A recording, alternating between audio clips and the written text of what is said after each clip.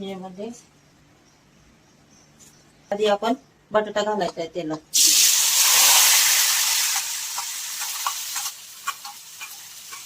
हिरवी मिरची नाही घालणार, हिरवी मिरची आता नाही माझ्याकडे. 2 चमचे घालते. आता थोडंसं मीठ घालायचंय चवीपुरतं.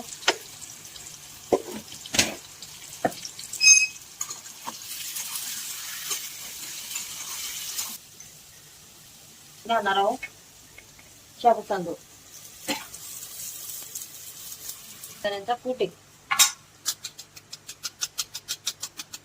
आपण चवीपुरतं शाबू तांदूळाचं नंतर त्याच्यामुळं आपण अगोदर बटाट्याचं चवीपुरतं मीठ घालायचं. की मी लाल तिखट आपली खिचडी कशी झाली पाहू.